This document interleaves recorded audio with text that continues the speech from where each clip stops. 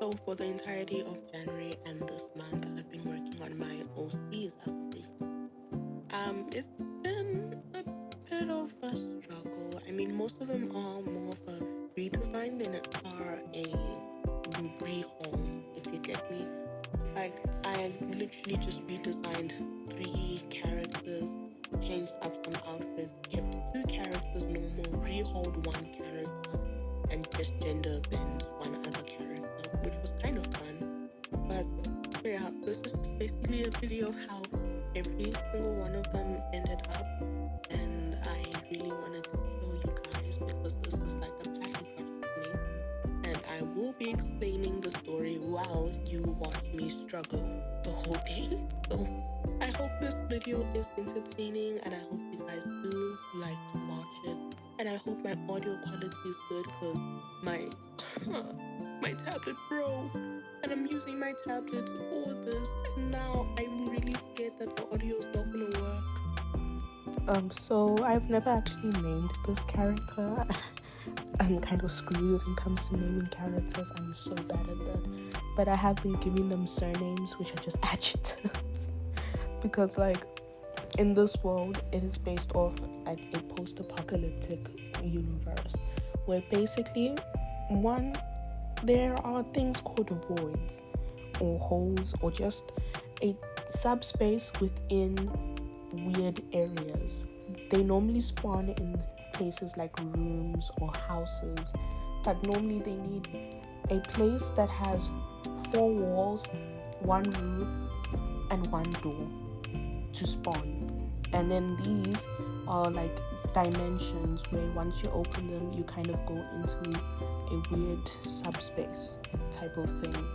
And while inside it, it's normally bigger than what it is drawn as. So let's say the little block is just, a little block. It's literally the size of a Rubik's Cube. As long as it has a door, you can open it and you can go inside it. That thing is going to become a subspace, and that thing is probably going to be as big as like the entirety of Africa, maybe, because like these subspaces are kind of weird. They're like interdimensional traveling or stuff like that. But the main thing is that these subspaces can enter the normal or human world, and people don't really want that. So there's a whole occupation where people kind of hunt these things down and kind of kill them, so that not kill them but eliminate. Yes, eliminate is better. Eliminates them. The way to eliminate them is to go inside it and like find the core or the heart of it. Sometimes the heart or core is growing another being. That's why there's a lot of beings that are actually somewhat human looking but aren't exactly human. Some of my characters are actually those beings. Right, next is Snake Girlie. Koru. I forgot her name for a second. Basically, she was born in an unknown land. We put unknown in quotes because you will find out eventually what the land is. But it's mainly filled with snakes and, humans, of course. Like, how would she, it was just snakes in a room, she would just be born as a snake? It doesn't make sense. Okay, so basically, snakes and humans. We get that. But long story short, her life has been up, down, left, right, you get me. But she gets adopted by the boss of the area and his wife. I'm going to draw them, you're going to see them, don't worry. I'm not going to gatekeep them from you yet. But I want to actually explore her character more while writing her down, and also while drawing her, so that I don't spoil a lot, because she is one of the main characters. Therefore, me saying mostly anything will mess up the whole story and like everything, and I really don't want you to be like, oh yeah, I already know everything about this character, I don't really need to read it, you get me? Like, I want you to at least familiarize yourself with her and understand, yeah, she's like snake and human, you get me? And then also, I already know what I want as like her movement style and stuff. It's similar to if you've watched that Chinese film Green Snake. I am listening so badly right now. Have you ever watched that Chinese film Green Snake? If you have watched it, then I want her movement patterns to be like hers. But then I will explain the power system later when I like stop lisping. Alright, so the creation of the people that like were born in these subspaces. So basically, once a subspace has enough souls, they kind of have too much energy and they cannot expand. So normally, when they try to expand outwards and they block off, they actually expand inwards and they create another being. But then these beings have the general shape of a human sometimes. It just depends on what the negative energy is in there. If it's from humans mainly, then yeah, it's going to be the form of a human. If there's mainly animals in there, then there's going to be the form of an animal. But wait again, remember this but. That is the majority shape. So the majority of people in subspace A can be, let's say, humans. But then when there is, let's say, a snake, similar to the character, like the second character I drew, she was born from a subspace that had a snake in it, or not even just one snake, but like multiple snakes in it. But because of that, she has multiple snake-like features, like her eyes, her tongue, her like teeth, some small things that like the subspace cannot completely recreate. Let me list off things that I'm currently thinking that the subspace will not be able to properly understand about humans. First of all, belly buttons. Sometimes they don't get that. Sometimes the belly button is at like near your tailbone. Sometimes the belly button is on your arm. It's never always like on where your belly button is meant to be. It gets confused, you know? And it's not a woman, it's not a like human. It doesn't know where the first mouth is supposed to be, you know? The pupils are kind of confusing because like it doesn't understand the intricate details of the pupil. It just knows the general shape of an eye. So sometimes you might have extra eyes, sometimes you might not have extra eyes. The extra eyes thing is actually quite a unique type of thing. It's not really going to be normal, but the thing that's more normal is like having a weird pupil, like the second and the third character. Second character having the pupil of a snake, third character having a pupil of a goat. And then also small other features like fingerprints might not be there because it doesn't understand that. Webbed toes can happen, and also the lack of a tailbone can happen, or a tailbone that's kind of protruding a little bit. Again, general shape of a human, but if there's a lot of animals there, it can have a small little like tailbone protrusion, but it's not going to be that visible that like it's a whole tail that's like making them a furry or something, you get me? But like also nails, it can make so that your nails grow faster, or even growing hormones are kind of messed up, or like any sort of thing that is not the general shape of a human. It kind of just messes it up. Hair color, eye color, skin color, sometimes like some people pop up purple if you mess up that badly. And then if you guys are catching on to everything, then you might notice that there might be a bit of racism when it comes to, not notice, but you might think, yeah, there might be a little bit of racism that kind of go happening on with this type of thing. But I don't think it would be called racism, but like speciesism. But they are technically human. I'm gonna find a word for it, actually. I shouldn't be saying this out loud. Like, what is not liking a different species, but like a species that's similar to you? Like, let's say we all believe in evolution. Let's say I don't like monkeys. What is that? Nah, I'm just gonna figure out later. Like currently, I have names for two of them. The third one, wait, no, I have names for the first one, the third one, and then the one I'm going to edit aside from them. So the twins, technically, I have a name for them. But like, I don't want to name them that. I want to change the twins' names because like it doesn't make sense anymore. It, the twins used to be one of my old OCs back when I used to watch the Owl House. Back when the Owl House was still being released. Actually, I still watch it.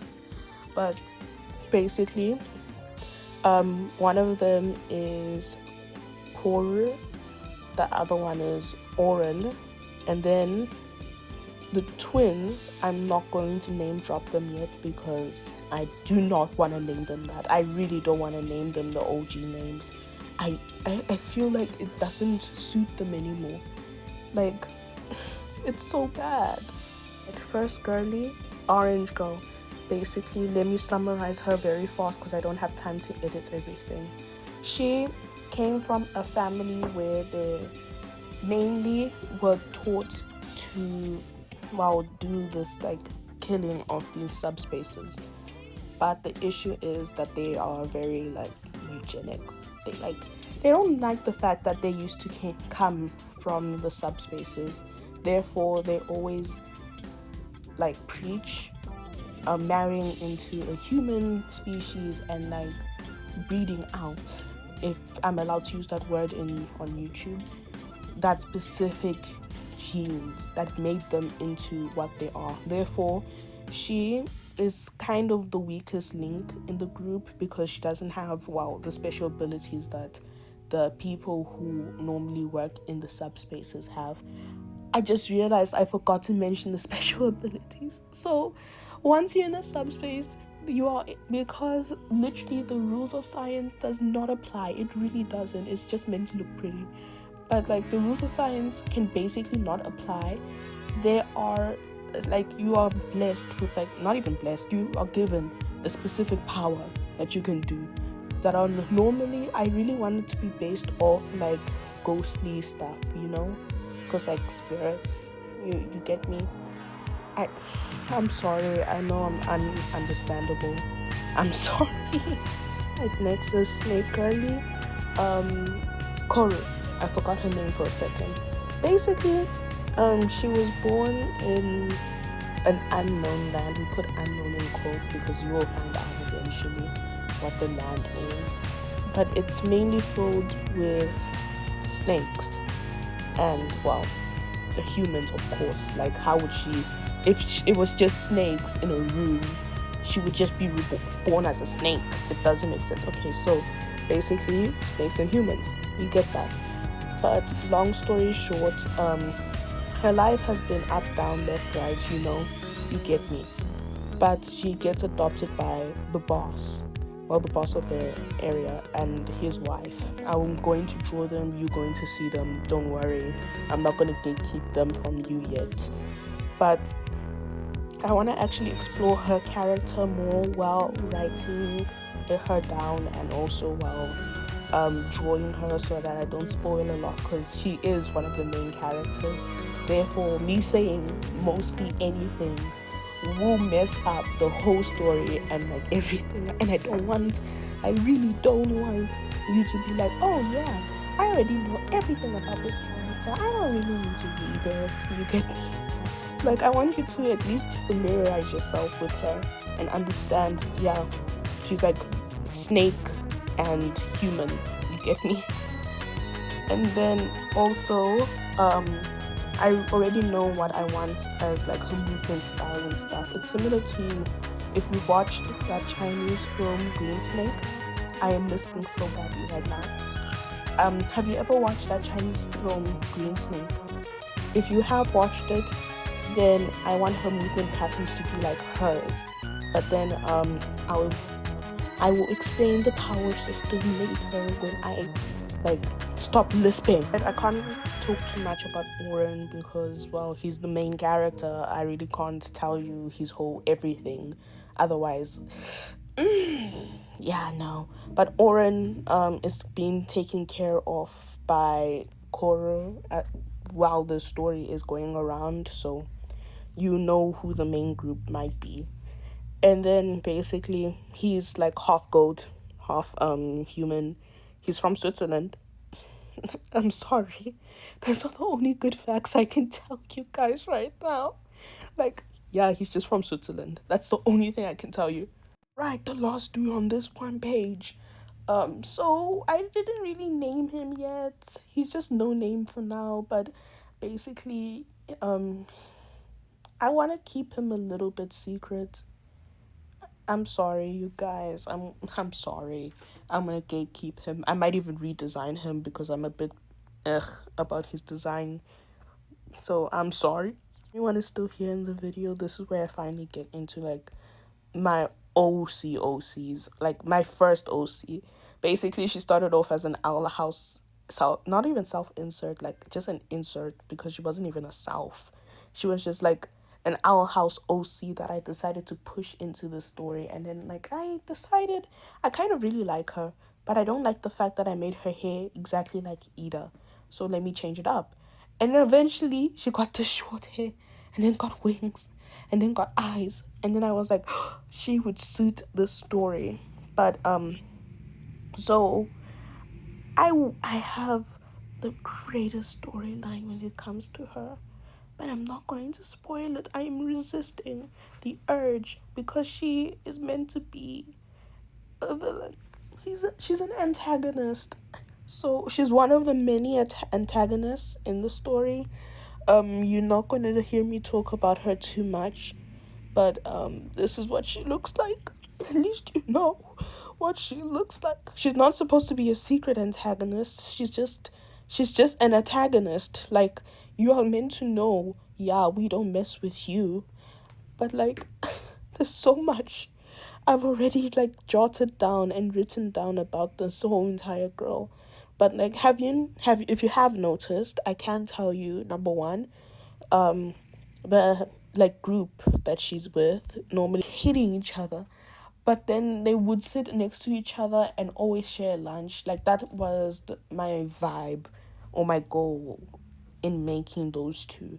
Like they would definitely fight on the battlefield, but then once the battle was over, Saved by the Bell or anything rings, it's immediately lunchtime. They don't care. They aren't fighting. Once they both mutually benefit each other, nah, we good, bro. But like they don't hate each other in a way of I wish I was never your sibling. They like each other, but they don't love each other. You get me? I'm sorry. I feel so cringe saying that actually they love each other. They like each other. Right? They love each other, but they don't like each other. Put some Disney music there. Who's there? I can't wear my Converse. I'm sorry. But like this is basically all the younger characters. Yes, younger characters. Some of them they're on the range of 17 to